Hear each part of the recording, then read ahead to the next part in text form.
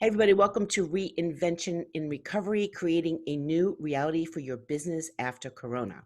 My name is Deborah Korn, and I was a print buyer for 25 years in advertising agencies. In 2008, I opened up the LinkedIn group Print Production Professionals. It is now the number one print group in the world with over 100,000 members.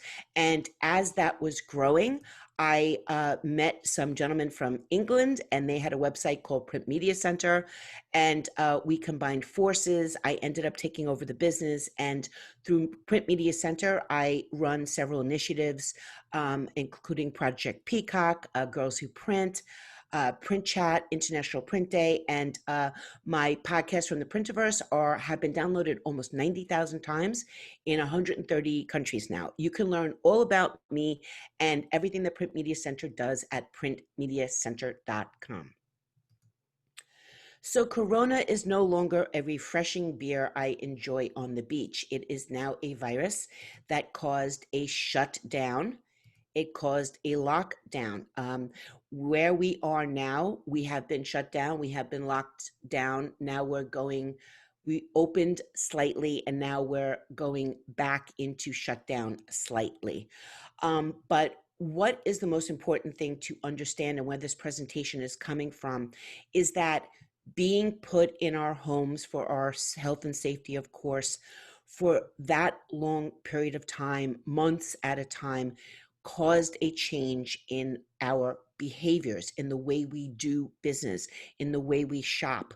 And the opportunity right now for print is in the recovery of our communities. And this presentation is going to focus on that, understanding that there is a new mindset that has taken over the way we think and feel and shop, and even decide what we're going to go out of our homes for. It isn't until we get our communities back up and running that we can even talk about resuming business as normal. So what have we learned during Corona lockdown? Well, print was deemed an essential business, and everybody was very excited about that, except that there were qualifiers that started coming with that. Print is essential in a pandemic. Everybody agrees with that.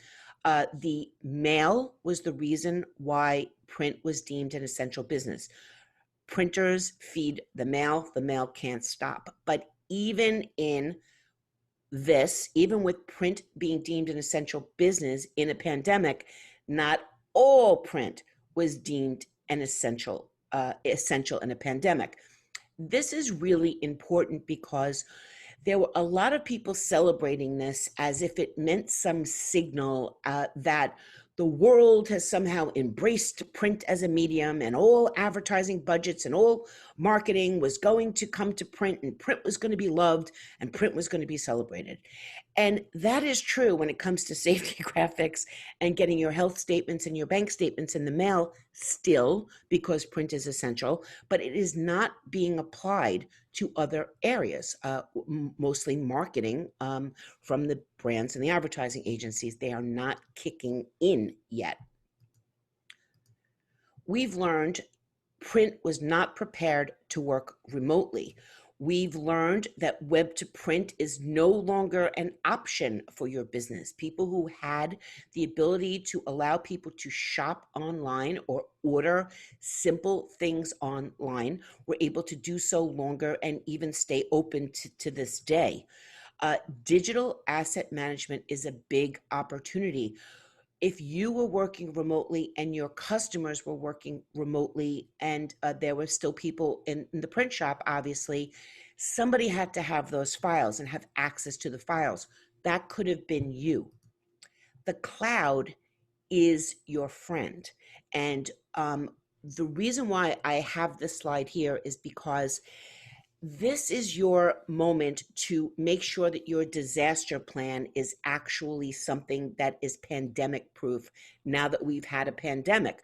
There is no excuse moving forward for not being prepared if we as we are moving, some place states are moving back into shutting down, and we don't really know what's going to happen in the fall.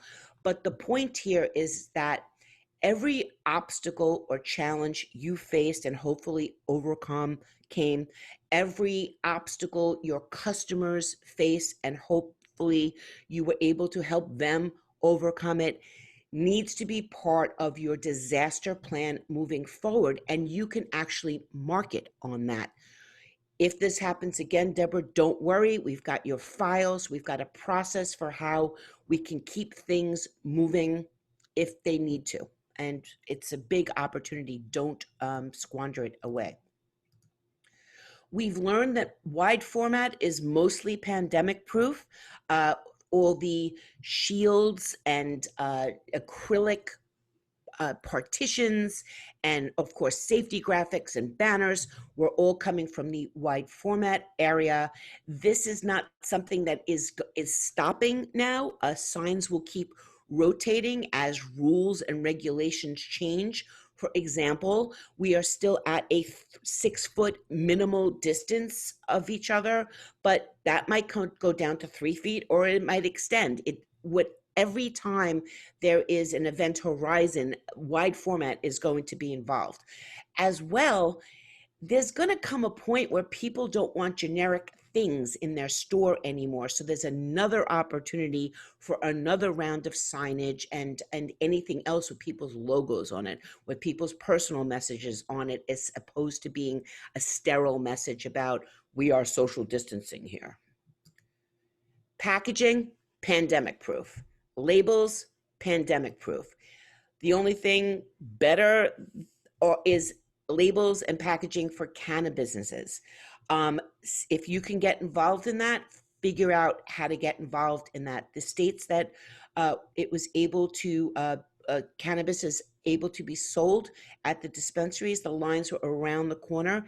In general, pharmaceuticals do well in any type of crisis. People, want their drugs and pharmaceuticals.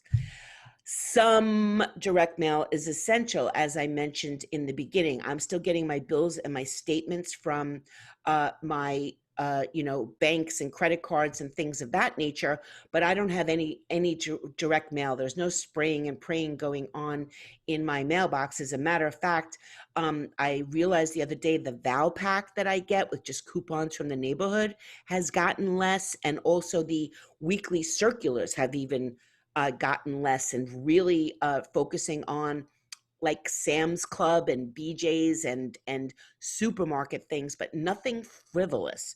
There's nothing frivolous in my mailbox. There has to be meaning behind it. And of course, toilet paper. I did not see that coming, and I spent $89 on 16 rolls of loose toilet paper that I bought out of a carton on Amazon. So I can tell you that, in planning now, my stash is pandemic proof.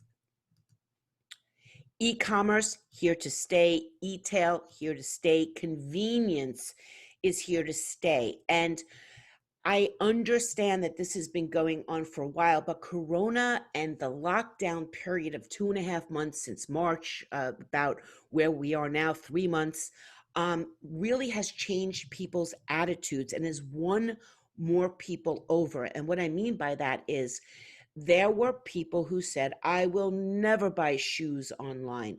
I will never buy sheets online. I will never buy clothes online. And right now, and people are willing to buy pretty much anything online, and they did buy it online, and they realized that whatever fears they had, the pandemic, made them take a chance, and they enjoyed it.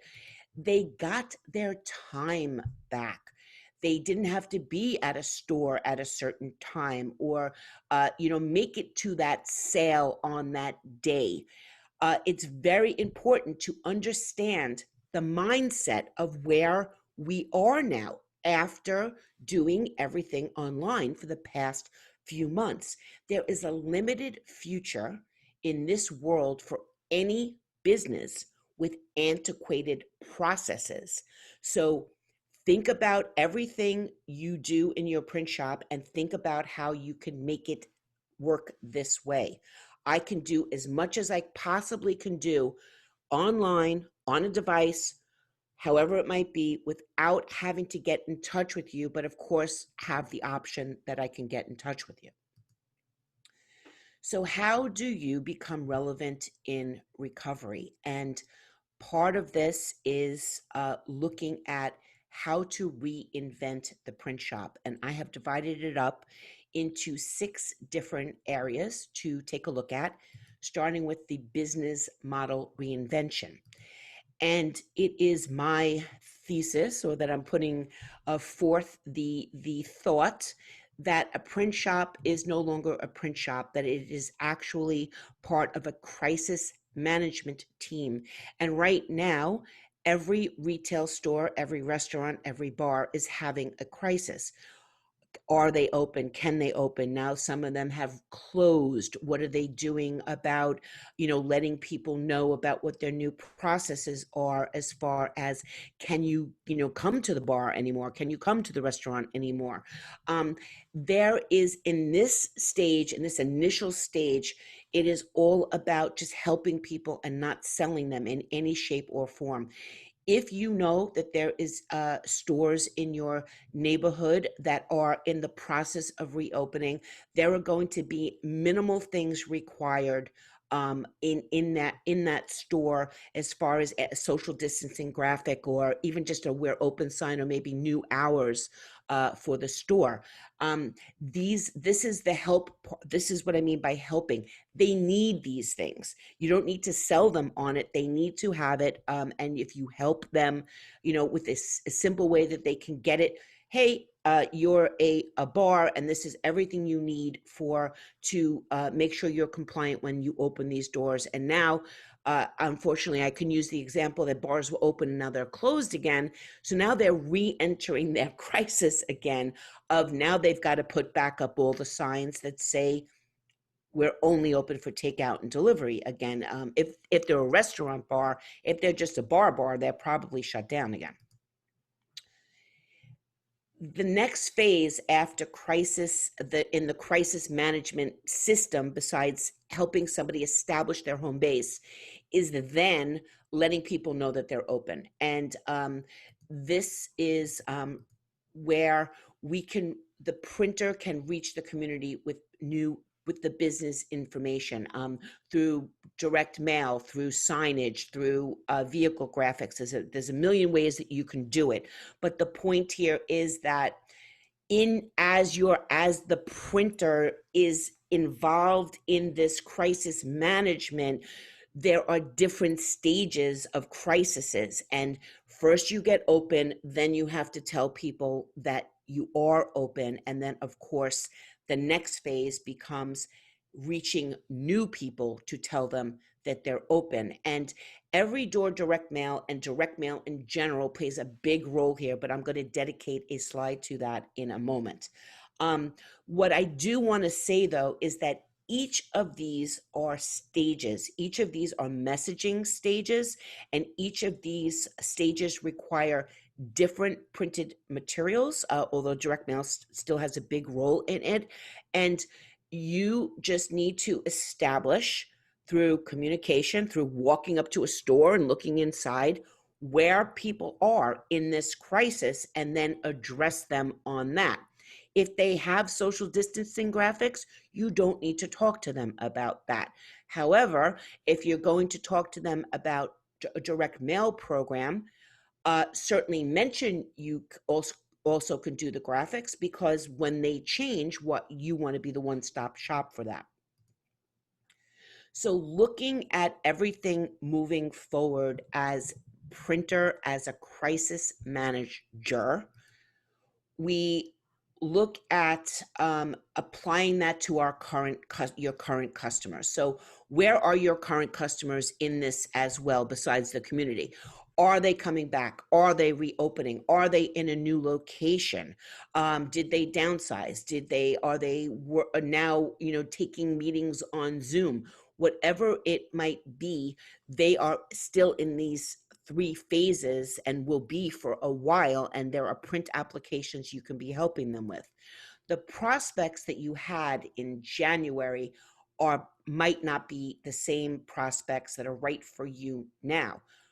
They might be closed. They might not be coming back. They might have changed their entire business model, and honestly have been using Facebook on during the time that we were shut down, and are finding better results that way.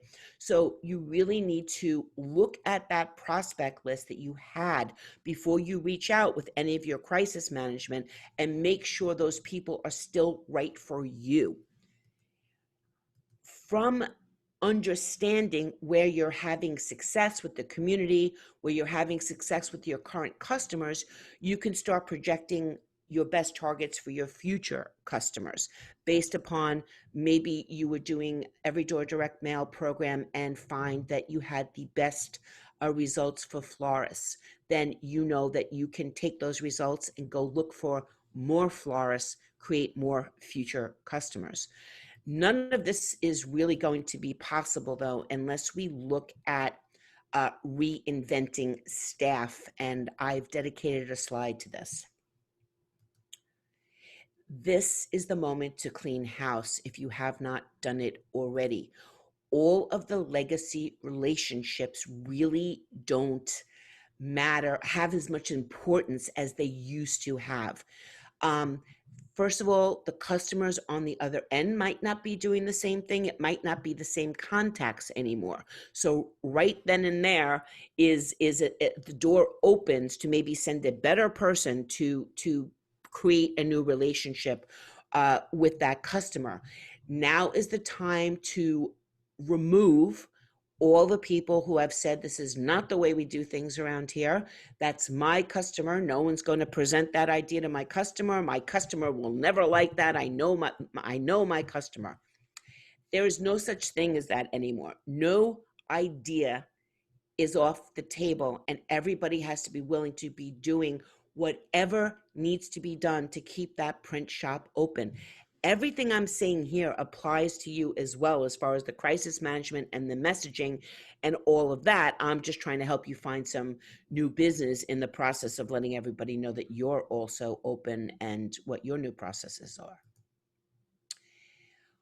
Looking at how to allocate new staff or find partners, we have to start including design, which will be mandatory that you have a designer at your disposal or on your staff, someone who can help with content, whether it's writing a We're Open postcard or helping somebody with a blog post, somebody who has some sort of knowledge of how social media platforms work, how to market. This is not a job for someone's niece or nephew or the receptionist who might have something else, some additional time on their hands.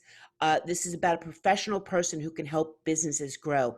And of course, I wrote Google there, but what I mean is internet advertising, digital marketing.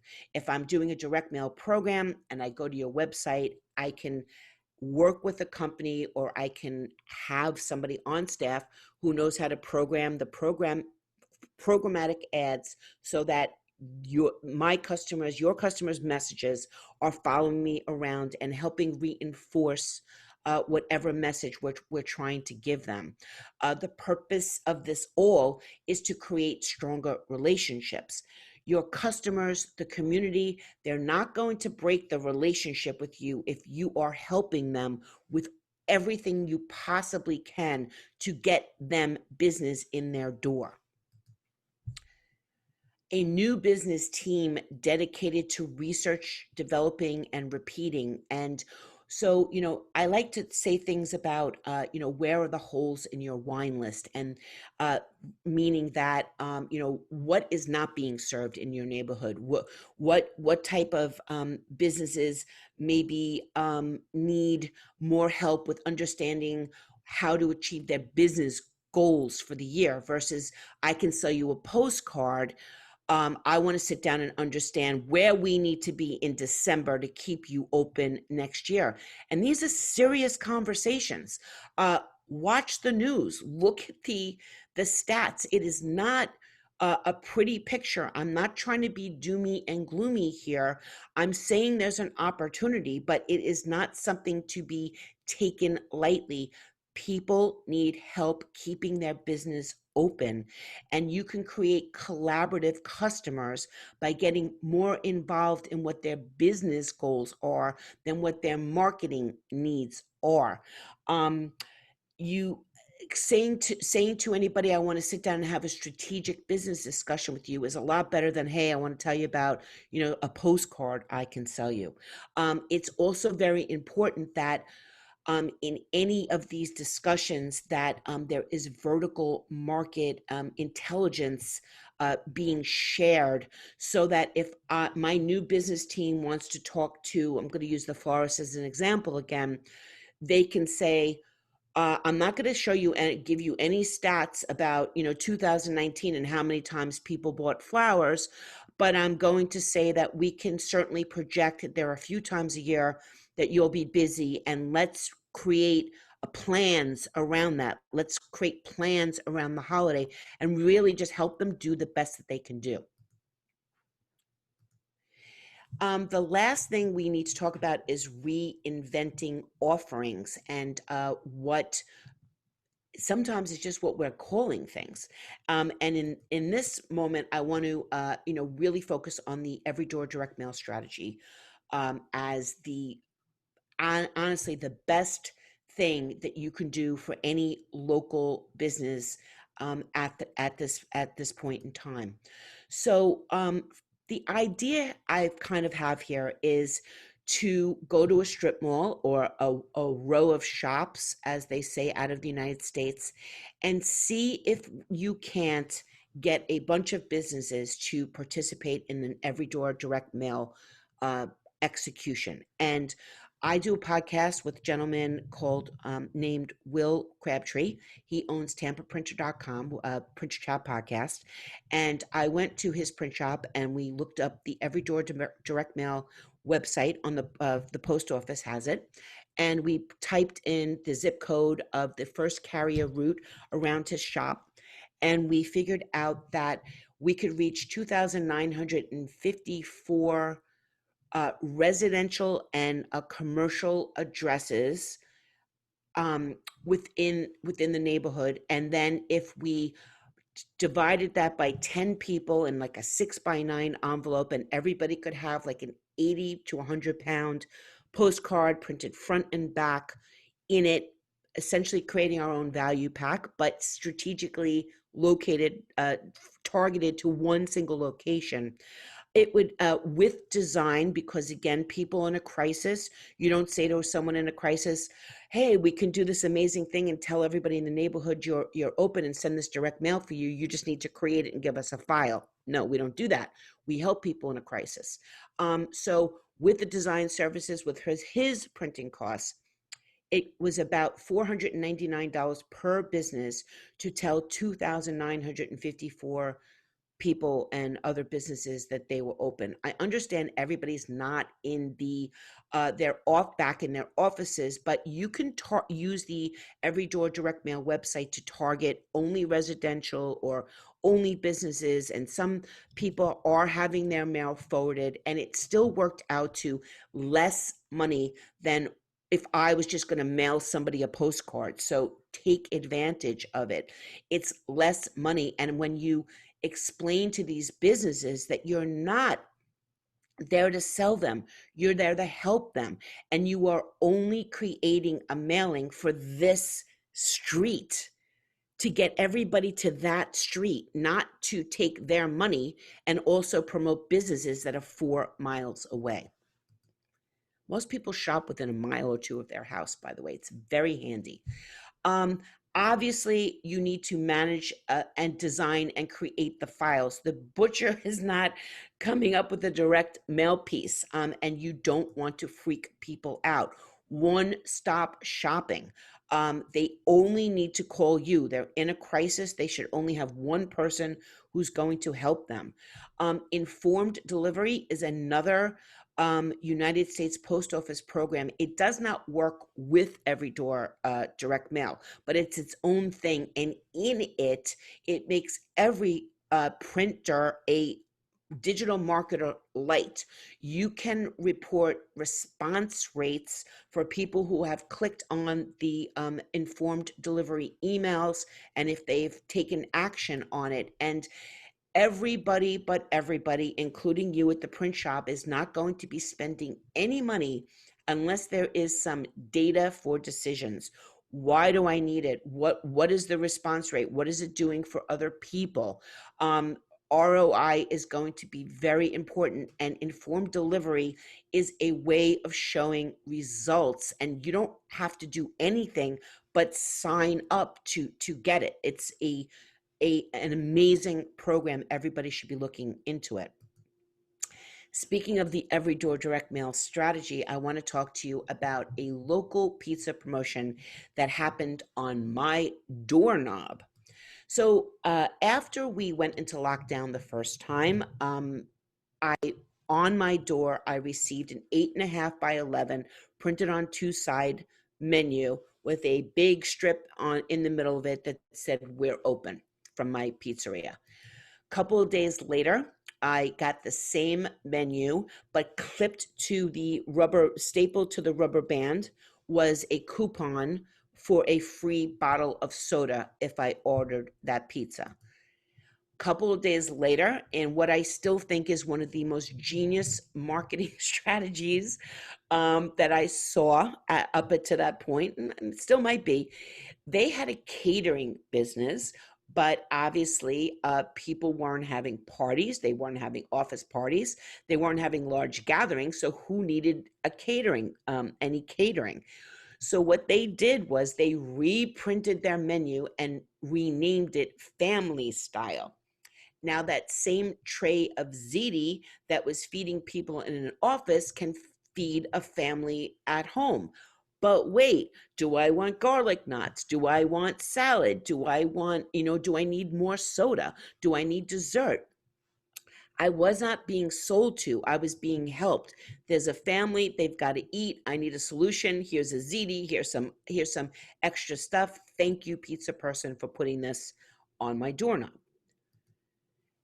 A short time after that, the state decided that if you had a liquor license, you could uh, send, take beer and wine, I guess wine in cups and beer, that could be delivered. And that actually triggered all the signs to change for all the restaurants that were now, that could participate in taking out alcohol. So it said, we're open for takeout and delivery, limited seating, whatever the sign might say. Oh, and beer and wine also. So again, the wide format, people benefited from this change, and it became very topical. And everybody was very happy that they could also get their beer with their pizza and everything else that they were ordering online and through Grubhub Hub and all those types of ordering systems. Um, National advertising started really focusing on food for a little while there, and pizza was very topical. And Little Caesars and Domino's is still heavily advertising that a human with hands makes a pizza, and then they put that pizza into a 450-degree oven that moves gingerly along the belt and then falls into the fluffy bed of the cardboard box that is then given to, left in a location that you have deemed, and the next person that touches that pizza is you at home. They I know all of this because it is being drilled into my head by the commercials, telling me, that implying that 450-degree oven kills everything that, people might be afraid of. Now, my pizzeria cannot do a national ad. It couldn't even do a local ad. So what they did was they attached another menu to my door with the stapled rubber band, and this time attached to, by the way, they're just adding, I still have my coupon for the bottle of soda, I still have my family style menu, I still have my opportunity for beer. Now they're adding something on top of it, which was their contactless process, letting me know that if I'm sitting in my house thinking, I really like to order from my pizzeria, but I know that Little Caesars and Domino's is safe because I see it on television.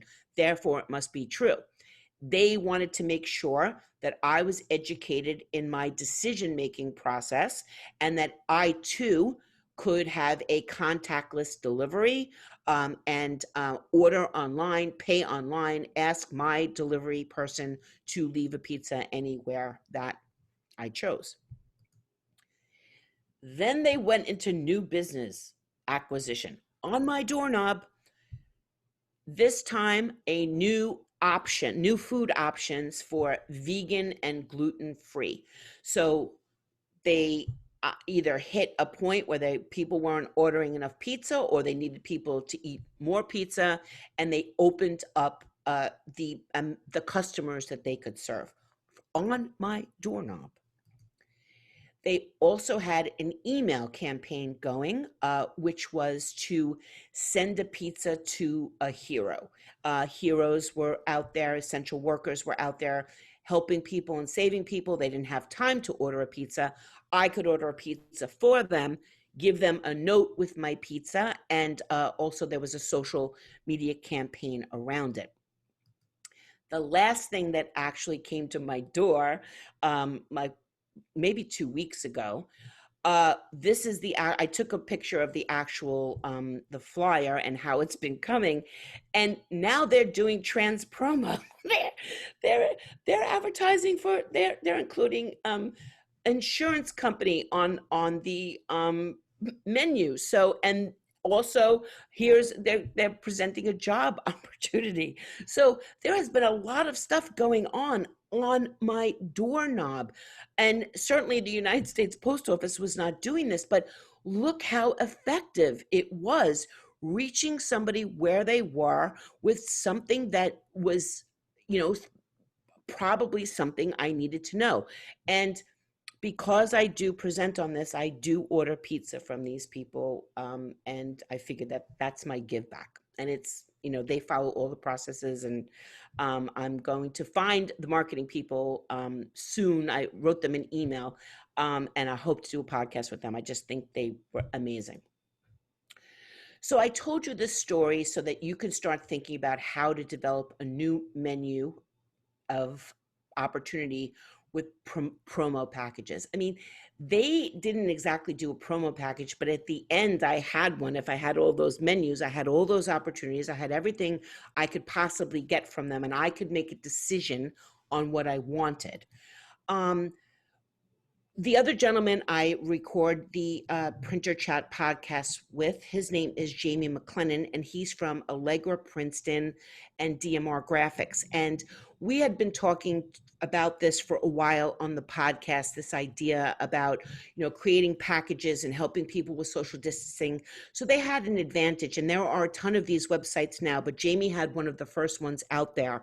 And this is what they developed so that customers could come and order the distancing and the social distancing and safety graphics that they needed. They also went the extra step of buying the URL clean hands always. So it had more of a consumer, you know, remember factor, memory factor in it. If you think about it, the butcher, the florist, the person who owns the shoe store, they're not professional print customers. They don't know it's called a vinyl cling or a window cling. They don't know that. They just know they need something in their window saying that they're practicing social distancing here. They need something in the bathroom about washing hands. And the point is that the site needs to be crystal clear, so, and divided by vertical markets if even possible. So for example, if you're a restaurant, click here. If you're a florist, click here. And then you can click into all of these graphics. It's an undertaking. I'm not saying that it's not, but it is how people are shopping now. They are looking online. They want to see themselves. They want to say, okay, I'm a store, I need graphics. There's the type of store I am. There's the type of graphics I need. Click, click, purchase. always have an option to talk to them, but that's not the first line of defense here, or sales is better. It's hard to see, but in the lower right-hand corner where it says stand here, social distancing, that's actually a screenshot of the social media shares that Allegra and Jamie were doing to promote the website and let his community know with the correct hashtags that this was available for them to, to visit and to get what they needed to get their stores back open. When you're thinking about planning your packages, I have Tetris in the background here because that's how I think of it, starting with your base items. What are the base items that you need for a store needs, or your customer needs to reopen or educate wherever they might be in that messaging cycle that we mentioned in the beginning about crisis management? The most minimal thing they might need for a retail store is a "We're Open" banner, and for in-store signage, maybe could be just be a pull-up banner. For online, it could be a postcard. I don't know. You're going to have to figure that out based upon who your customers are and who's in your neighborhood and what their business goals are. But when we start thinking about it, we always want to think about it as good, better, best. This is the ZD model, right? They offer me the ZD. That's the good. Better, best is everything I add to it. So if we look at a banner, just like a 3 foot by 6 foot "We're Open" banner as good, that is exactly "We're open," in nobody gets to pick a typeface, nobody gets to pick a color. It is whatever you show them in the menu, like I had on my door, this is what you get. Better could be their logo added, and best could be a completely different message that they've crafted themselves, or anything to that extent. It could be the banner plus the direct mail package plus anything they need as far as renewing or subscribing to getting their graphics changed as they wear out, or there's, like I said, there's event horizons that cause either beer can be sold now, or the distancing has been short. I can't give you more examples than that because it really depends upon who your customers are. I'm just trying to spark the idea in how to think about laying out the packages for people so they never feel like they're being sold to. They only feel like they're being helped. All you're doing is presenting the options. They are picking them. That is a different relationship. You're still in the help mode at that point, just like the menu. Got a family, here is family style. I'm helped. I'm making choices now. Everything you do in any of these models needs to be templated and automated as much as humanly possible so you can actually make money on them. We don't want to approach people, and we certainly don't want to, nobody should be profiteering off of crises, but you can't go under either. So the less touches, the more templates, the more people, you don't have to make changes, the better it is for you. It also adds to one-stop shopping. We can help you do all of this, and we can help you create the files. You don't want to be troubleshooting files from store owners. They probably don't know what they're doing. And even if they have partners, it'll take too long. You can do this for them. And you can find your own partners too. So if I'm a bar and you're talking to me about printing menus every week, because currently the rules are one and done. There is no cleaning of menus now. I've used it, I throw it out, or some restaurants have even gone to you walk in and there's just a big QR code in the door and you scan it and the menu is online, and they're having everybody order online. Okay, you can print that poster and you could probably help program that QR code. And if you can't, find a partner who can. If that restaurant says, do you print posters? You say, yes, I do. If that restaurant says, can you help me with my signage? Yes, of course I can. Can you help me with personal PPE? Of course we can. You cannot say no to anything people ask. Say yes, work it out later, bring partners to the table. Use this time to, if you don't make personalized PPE, there's a lot of printers that are now offering it. They're offering it as trade as well. Start making friends with those people so you have a resource. Whatever you do, whoever you talk to, you want to have vertical market authority. And my suggestion here is literally on your website. If I go to your website and I say, okay, I'm a shoe store, I'm having a crisis, shoe store, thank God there's a shoe store. I click on it. I go in there and I see everything I could possibly need if I was a shoe store, to open up, to tell people I'm open, and to generate new business. Same 3 stages we're talking about here. I also would feel more comfortable seeing some sort of content that speaks to that type of store. Some sort of information that is not dated. I know I said a shoe store, but let me just turn to a restaurant for a second. If you're talking to a restaurant, you do not want to go up to a restaurant and say, so, according to research, people eat out 3 times a week. Well, that might have been true in January, but it is certainly not true now in July. Therefore, that is not something I would talk to anybody about. However, people still like coupons. That hasn't gone away. So a little blog piece about how, coupons are a great way to market and get people to either order online or come in or take out beer or whatever it might be. You want to have the vertical market authority.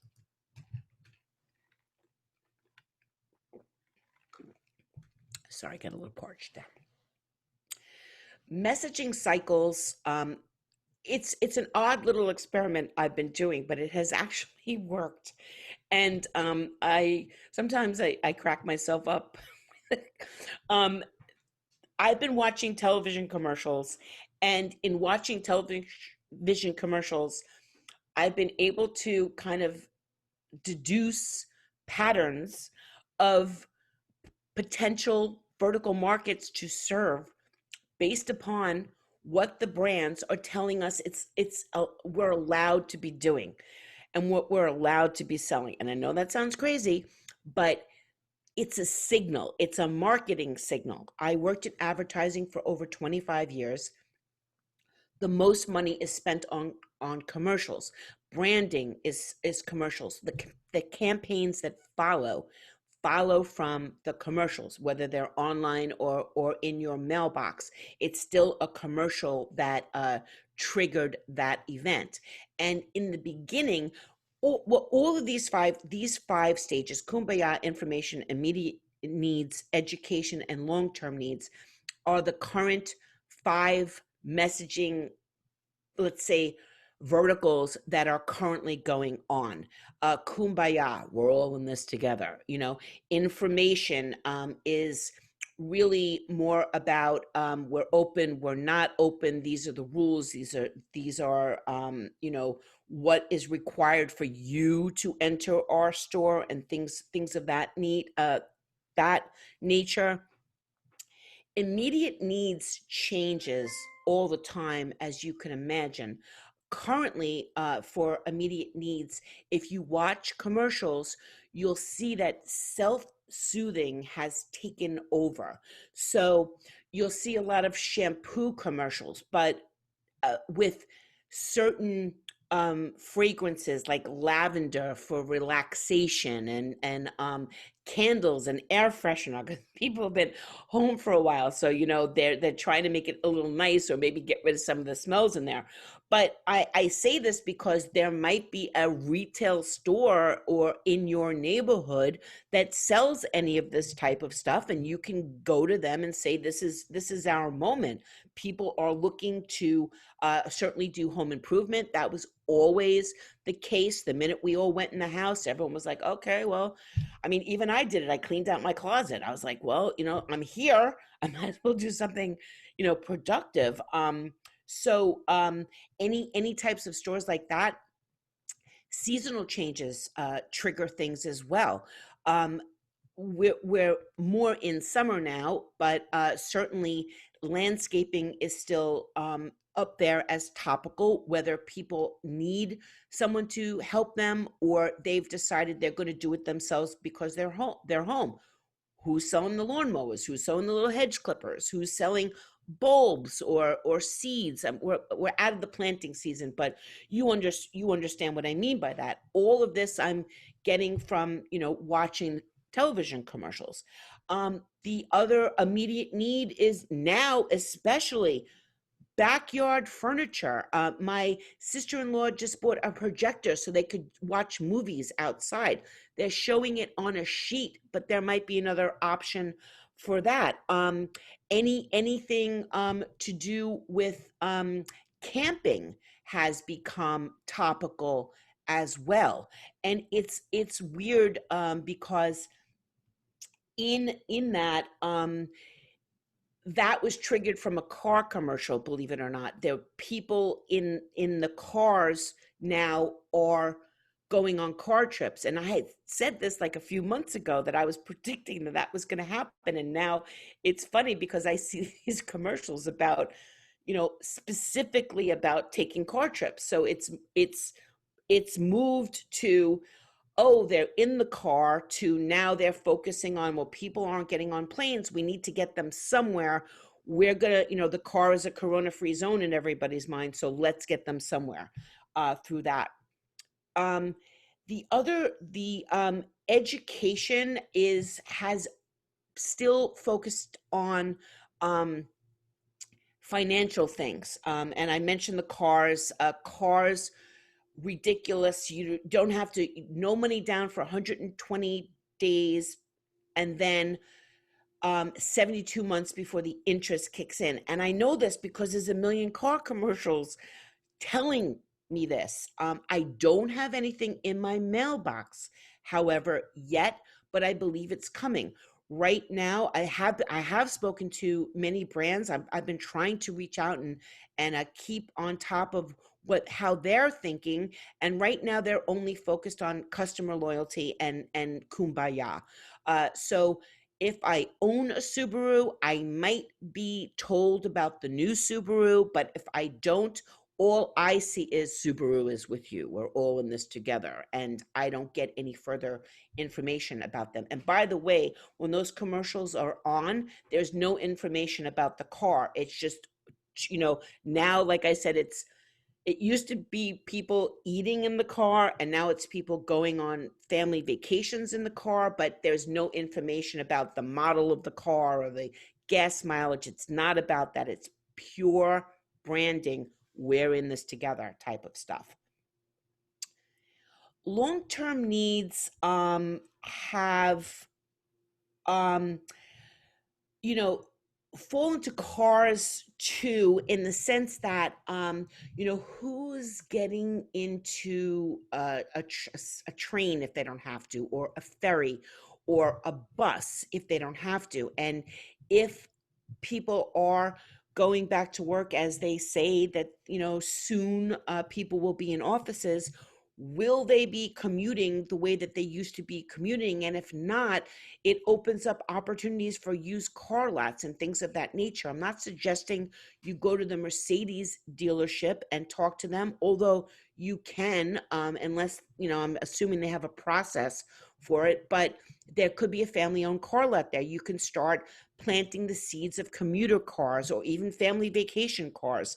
And then what does that open up? If more people are in cars, then car insurance, car parking lots. I mean, there might be people who have no idea where the parking lots are by their office because they've never had to have one. There is technology that you can add maps to direct mail and show people where one company who owns a bunch of parking lots are throughout your city. Car washes. I mean, I can go all the thing, car repair, oil changes. If there's more cars, there's more of that that's going to be needed. So pay attention to the commercials. They all center in customer loyalty, customer retention, and new business. And in those three items and in these messaging cycles and in the stages of the crisis, there's a lot of print that can happen. The reality of the situation, however, is not good for retail in general. Excuse me. This is from Business Insider on May 21st, 2020. Almost 12,000 stores could close by the end of this year. And I don't have a solution for that. There's certainly no solution for that. But when I think of this, I'm like, okay, if I was buying all my Indonesian vases from Pier 1 Imports, and I like that kind of folk art type of stuff, and the Pier 1 Import in my city or in a certain radius of my house is closing, then I consider myself a displaced customer. And is there somebody else in that community that can be my replacement, or am I going to be forced to go to Amazon? And once I'm on Amazon, what have we learned in the last 3 months? I'm not going back. So pay attention to all the retail stores that are shutting down or consolidating, and see if there's an alternative option for the people in the community. Go to them and say, this is our moment to tell everybody who wants that vase that you have it, and we need to send them a postcard, and here's how we can do it in the direct mail program that we mentioned before. These are from actual television commercials showing everybody this is life as it will go on. And here's a shopkeeper talking to someone properly social distance in front of the store, but you cannot unsee the fact that they are now matching face mask accessories to clothing. This, I don't accept new normal as a premise. There's nothing normal about this. I mean, it's like a science fiction movie to me. Every time I go outside, I'm still not really, haven't really embraced it, but this is what people are going to deal with if they choose to go to a store. It is not necessarily a simple decision for people to make. Do I buy it online or do I deal with this? Coffee store with a giant thing of, hand sanitizer. I don't know. It's still a little precarious to me. Maybe I'll just order some coffee online and make it myself. Going to need some help getting people back into these places. The gym, I did get a haircut, but it wasn't until I knew that they had started wearing face shields. When they first called me, they weren't wearing face shields as a practice, and I did not go until they changed their policy. The other photo probably shows that, good banner. It's down and dirty, expertly printed and hung, of course, but this is the way things are going to be.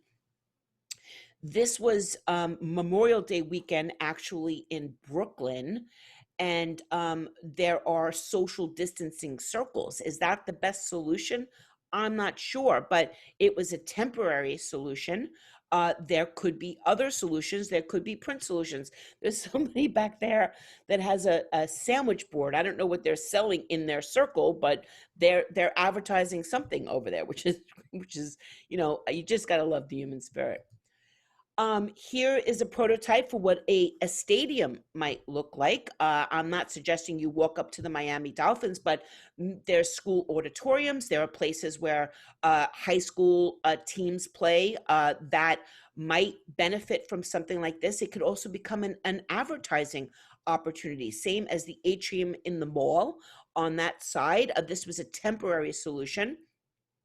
But what if the mall could actually sell that as advertising space? Or what if you can help them do that, or make that suggestion, or turn that into a community art project? There are spaces now between us that can be used as canvases. These are some temporary solutions that people have. I truly believe we're going to start seeing more partitions in restaurants as they reopen, so they don't have to. Actually, they're using them so they don't have to remove all the tables. If they put these types of things between people, it is technically a barrier. So there's ways of doing it creatively. On the restaurant with no people in it, I love that they found the coat racks that matched were in the same family of the yellow of the restaurant in that family of colors. But they certainly have artwork on the walls that perhaps those shower curtains that are clear now could be printed on, or have messages, or be blocked out more so nobody can see me eating my food behind that, whatever it might be. Sitting at a bar in Amsterdam, they came up with greenhouses for people to sit in. Creative solutions could be print solutions. These could be printed. Um, the glass could be printed, the acrylic could be printed, there could be clings on it. This is a very nice and tastefully done. It's got a plant in it, but I'm just saying, we don't know what's going to happen. These are all opportunities. I only see canvases now, where other people see greenhouses.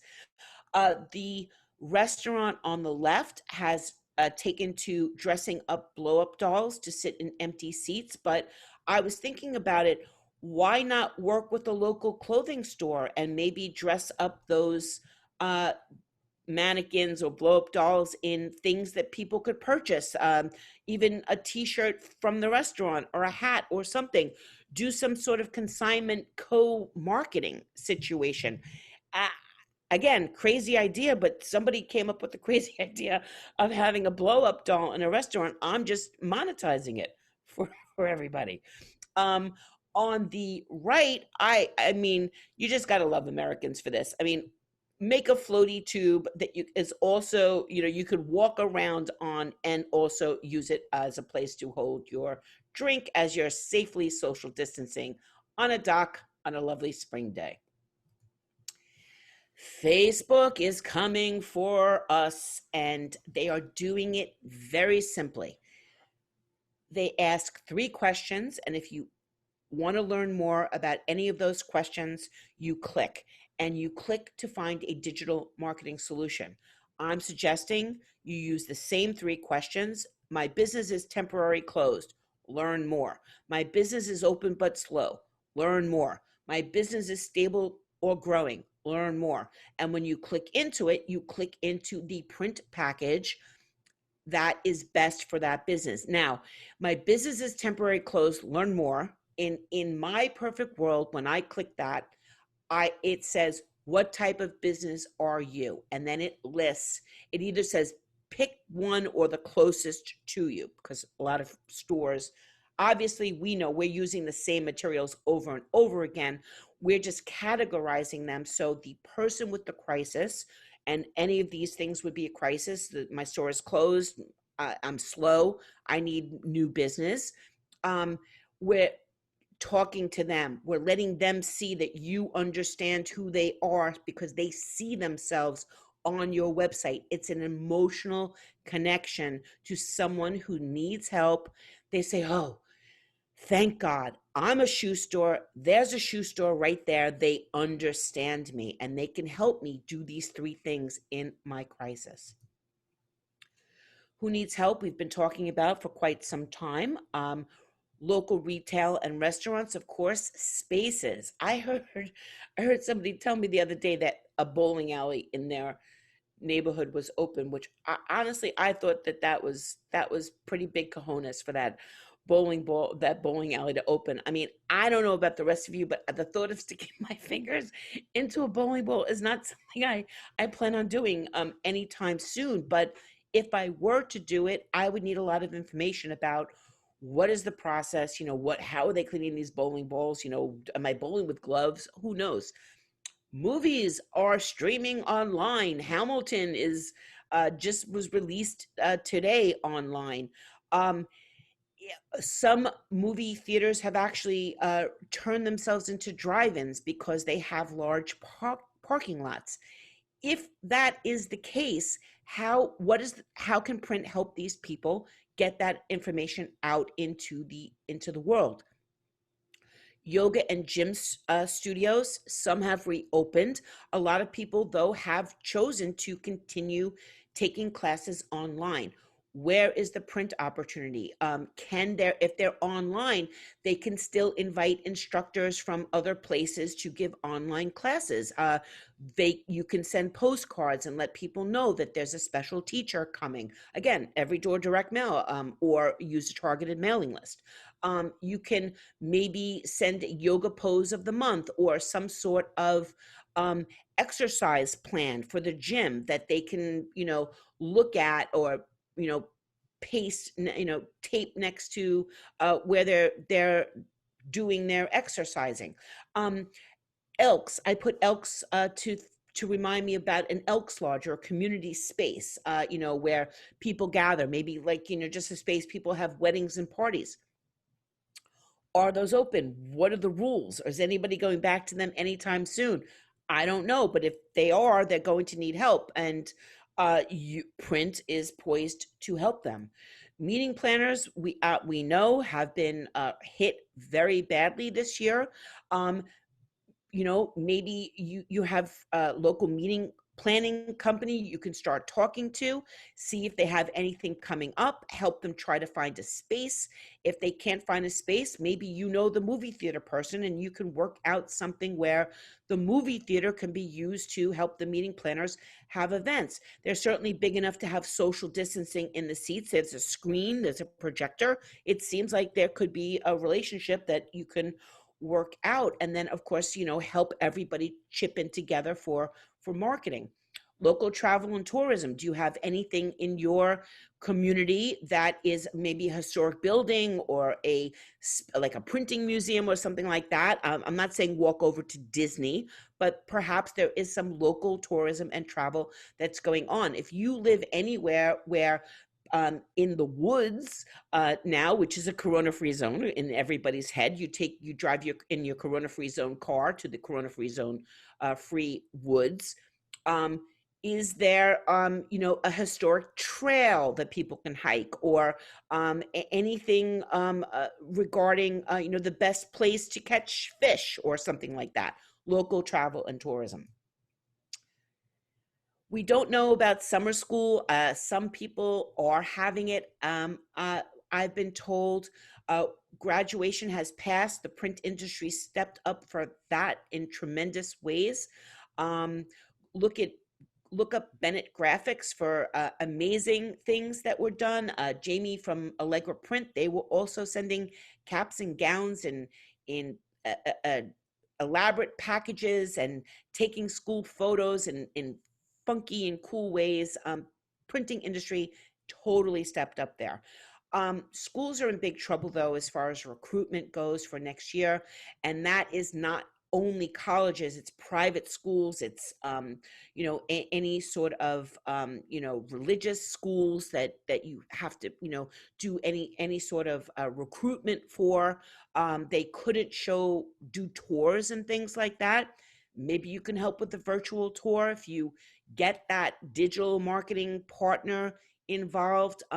Whatever it is, fundraising, alumni, all of that is squarely in a crisis that schools are in, and they need help. Present them with the package, present them with an opportunity. Commercial real estate. I should have actually added residential real estate to this as well, because we've moved further down the funnel since I last showed this slide. Without a doubt, commercial real estate is hot right now. Businesses are consolidating. They've been working remotely. Does everybody need to come back? They're consolidating because I have a dry cleaner that has multiple locations. They've consolidated to just a few. So the places that they used to be now need to be vacated and rented out again, hopefully.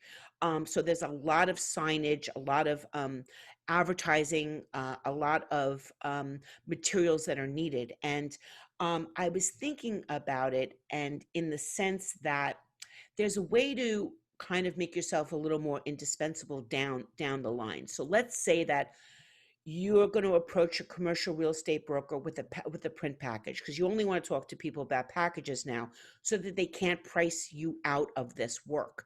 But they would have to bid at multiple vendors, or it would just seem too complicated for them. Remember, they're civilians; they're not professional print buyers.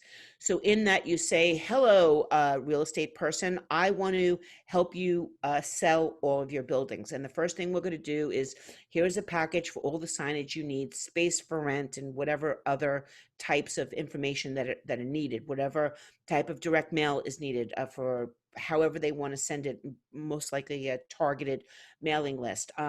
Anything that's could be guerrilla, it could be putting flyers on cars, it could be hanging posters somewhere, whatever it might be. Now, when you rent the space, we're going to put up coming soon. We're going to put up that this is part of the package. The next step, coming soon. And if everything the neighborhood needs to know about what is coming into the space.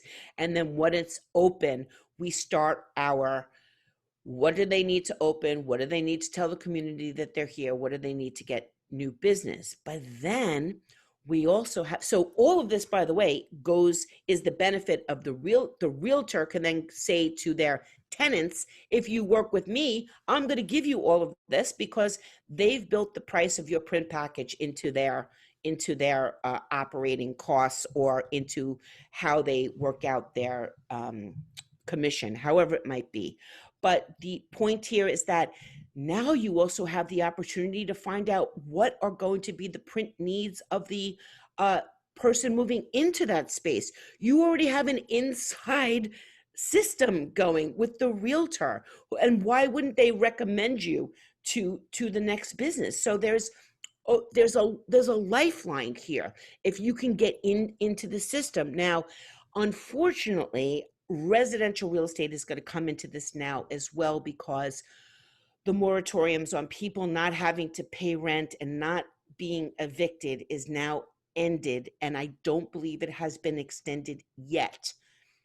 I have seen more commercials online for online renting stuff, like find an apartment quick and things like that. So I'm not sure what's going to happen there, but I would start preparing packages. And in that, by the way, you can apply the same thing. Working with a residential real estate broker, you give them all the printed tools they need to sell the place. And then after they sell it, you offer them something to offer the customers that they work with. For example, a stack of mailing labels with their new address on it, a printed welcome mat with whatever welcome to your new home, love the realtor, anything like that, a basket of premium items, or it could be anything. But the point is that it's a value add for working with that realtor. It's a value add for them to be working with you at that point, and why wouldn't they continue that relationship?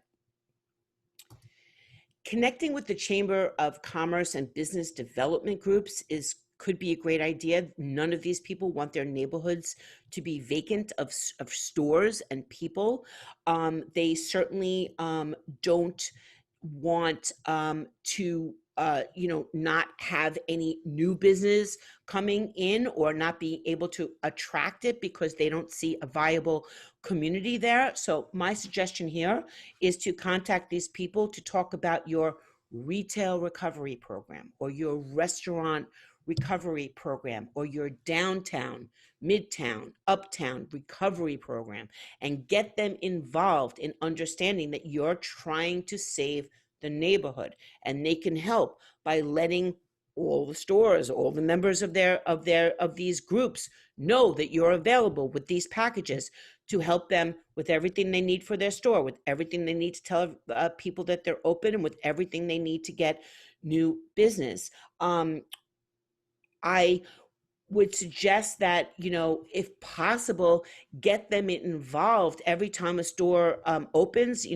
Maybe have a little ribbon cutting ceremony, take a photo, make sure you're in it. And I'm referring to it as the McDonald's strategy. And what I mean by that is, If you go to McDonald's, they have a sign that says 20 billion hamburgers sold, right? Well, on your website, you can say 20 businesses saved and counting, and have your photo with the government official or the Chamber of Commerce or somebody for every store shaking hands or socially distancing, tapping elbows, whatever it might be, um, to show what you have done to save the community. Why wouldn't people want to work with you if they saw that? Become an expert in required corona signage. The health department has, I don't know what the rules are in each state, in each city, but there are going to be rules about all of this stuff. Or if you think about restaurants, you see Heimlich maneuver signs, you see signage in the bathroom about employees must wash hands. That might not be enough anymore. It might be employees must wash hands, and here is how you must wash them. Whatever it is, you need to become the expert on it. So when that, I mean, the pools have actually opened here, and in many places, although you can't bring your own chair, which, by the way, is another thing that you can start thinking about targeting. Everyone has to bring their own chairs, their own snacks, and everything to any sort of public place like that. So any places that sell coolers and sell outdoor, kind of beach chairs and things like that are great for a sale right now before we get too far into the summer. But you become the required corona signage expert, so that when that, you go to that health spa, or you go to that, nail salon, and you say, okay, this is everything you need to be compliant, and as it changes, we're just going to come here with what you need and hang it up. Because again, they're in a crisis. You don't ask anybody in a crisis to do anything. You hang it, you put it on the floor, you take the old ones out, and you are the expert in it. So all they have to do is sign or subscribe to the program that you've developed for changing the signage as needed, and one-stop shopping in all of this. As we move further into the crazy idea category, virtual event kits and activity kits. So I've been thinking about this because there's still not weddings going on. Can we come up with a virtual wedding in a box where all the guests get something, and on that Zoom meeting somehow they're all connected? There's weddings, bar mitzvahs, confirmations, quinceañeras. I mean, where are all the people being displaced, and how can we help them? Working with a restaurant, for example, can we come up with birthday in a box, where maybe either it's a small gathering for just the family and I can cater it, but it's got all the things I need for a birthday in it, or maybe I have a small group of it's for a kid, and there's a small group of friends that he or she has, and I can send them all a little box of food, of course, if their parents agree, and everybody has it on Zoom together. Whatever it might be, these things aren't going to stop. They're going to happen. How can you participate in making them happen better, making them happen with a print solution? And of course, if you can convince restaurants or anybody to do any of this, they need to advertise it, and that's where you come in. Something I kind of came up also with is that people do love activities, and they are doing a lot of activities from home besides learning how to, speak another language. And one of the trends that's still really big here in the States is, being a foodie. And what if you can, there's all those, subscription boxes where you can order food. Well, what if I can get a box from my favorite restaurant and I just cook it myself at home? It's an activity. It's not because I don't trust eating there. It's because I want something to do. Or maybe, there's a TV show here called Chopped on the Food Network, where they take random ingredients and they put them in a box.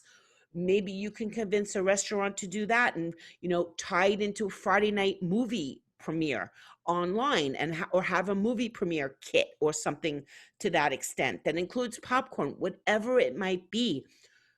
create your own boxes, create your own activity kits and market them. There might be an opportunity. I mentioned this a couple of times in print chat about if there's car trips, can we come up with family activity kits? Can you partner with the local camping stores that might, if I need a tent, can I also get a coloring book or some sort of coupon or something that lets me send in all my photos after the trip and get a photo book back, or a calendar, or some sort of keepsake. Again, I can tie it to that local store and then have that store advertise that if the people come in and buy from them, that they can then work with you to get what they need. A retail magazine for a mall. I know it sounds crazy, and I don't mean like categorizing everything that I could buy in that certain store, but maybe just something I get to understand what stores are open in that mall, and a specific mall, and it makes it easier to sell because you tell the locations that are open, we're creating this just for this mall to get people just here, and we want you to participate in that. There are experiential moments that are possible as well to help drive retail location shopping. You can put up or create something that people want to take Instagram moments with, whether it's a big giant wall mural or a graphic, or cutouts of appropriately licensed sporting heroes and superheroes and anything along those lines. Again, that there's no copyright infringement for, and think of ways of giving people an experience. If you think about it, if you're old enough to remember, when I was a little tiny little kid, walking around, they used to have like these little horse rides, and you just like in front of the shoe store or something, and the kids would see it, and for a quarter you get on the horse, or you get in the little car thing and you have a little ride on it. But this is the modern day version of that, but it ends up on Instagram and it doesn't cost a quarter anymore, of course. Street teams. I mentioned obviously that the United States Post Office did not put those menus on my door with a rubber band. It was a guerrilla street marketing team. But the best story I've heard about this, shout out to Howard Larson. He is a regular print chatter, and he came up with the brilliant idea of hiring his high school track team to run around his neighborhood and put things on people's door, essentially being his own every door direct mail service. They weren't at school, they weren't practicing, they weren't going to track meets, and he was like, hey, I've got an idea. And they did it. They ran around the neighborhood and became his every door direct delivery service. I just think that is how you have to be thinking. What does it take to get it done, and how can we get it done with whatever we have at our disposal? Translation and transcreation is a gigantic opportunity. Why is anybody printing safety graphics or anything related to social distancing and health information in one language? Every community has pockets of people that speak other languages. What are those other languages in your neighborhood, and start serving those people? Now, there's a big difference between translation and transcreation. Translation is specifically word for word. Stop. Go this way, because now in the stores they have walk this way, wrong way, go this way. Things like that. Single words, no interpretation. Transcreation is about taking the intended meaning and feeling and having that interpreted for another language. For example, we're with you. Those words might not be the words that someone in who speaks Korean understands, they might need other words to understand that meaning. I highly recommend everybody looks at a company called International Contact. I actually did a webinar. We did a Fierce Fabulous Friday with Carla Isquich. She is the president. And check out that webinar. This is a big opportunity. Think about it. You can have your social distance graphics and anything else you might need translated one time in as many languages as you might need, and then just keep applying them as you're going on so that you can offer people the opportunity to print in other languages, and put things in other languages. For example, in a supermarket, or something that serves people that don't only speak English. There is an opportunity. Every other 6 feet, it's in Spanish. Every other 6 feet, it's in Hindi, or whatever other language makes sense in your neighborhood. Don't miss out on this opportunity. People might not be able to paint their stores and change the floor and give it a new look when it reopens, but a print makeover might be an idea with a floor graphics, or wall graphics, and window clings. I mean, there's a million things you can do using a store to using print to decorate a store and an environment, even your home. Eco-friendly bags and packaging. We're not exactly up to that yet, but it's coming soon. We are still in the one and done as far as bringing bags and packages into our homes, especially now that we're kind of locking down a little again. But this is not going to last forever, especially with food takeaway packages, which is very heavy on styrofoam right now.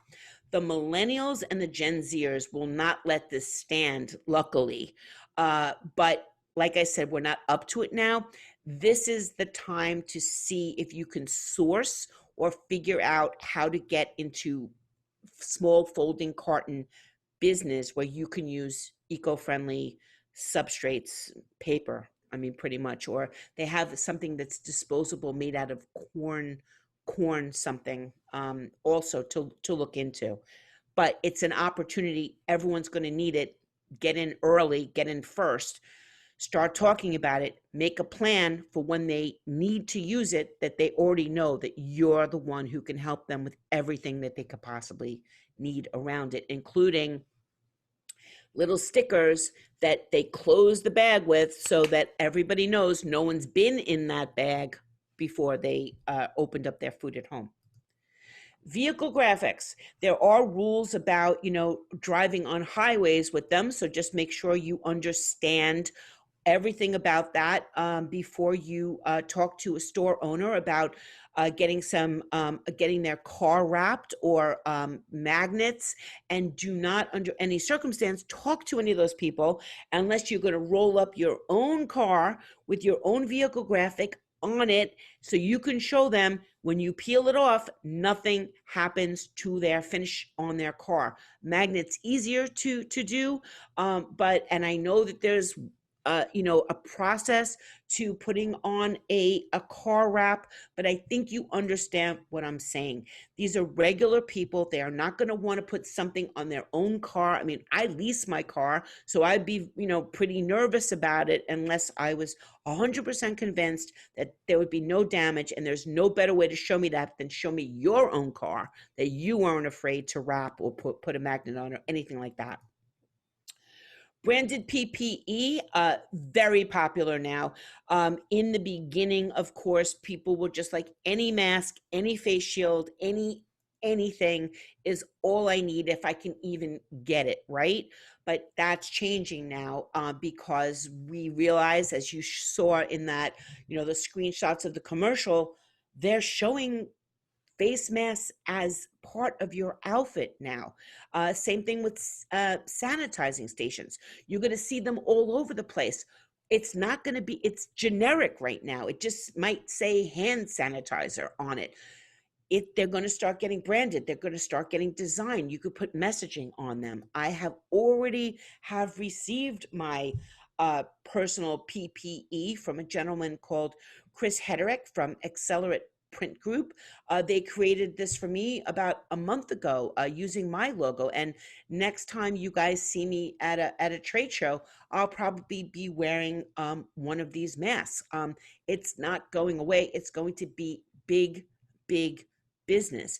If you can't yourself produce these, as I mentioned before, there's plenty of printers now who are offering it as trade. There are websites all over the place that you can partner with and start making sure that everybody you work with understands that they can get personalized personal protecting equipment. So how do you remain essential moving forward after all this information? Well, you have to deliver on all of your promises. These people are having a crisis. If at any stage you don't deliver on what you said, they're going to start getting skeptical. They're going to start getting nervous. They're going to start saying, I don't want to spend any money. It's too much stress on me. You want to be able to measure every step of the way your performance, how you can improve, and be able to certainly communicate those results to your customers. And of course, repeat, repeat, repeat as much as possible. If you set up the right templates, if you set up the right automated system where there's the least amount of touches, if you set up the packages and the websites, it is just an endless cycle of now all you have to do is find people to click. That's a lot better mission. So thank you so much, everybody, for your time. I know this is a long presentation. I really appreciate it. If anyone has any questions or comments, please connect with me on LinkedIn, Deborah Korn, or visit Print Media Center and connect with me that way. And as we say in the Printerverse, print long and prosper.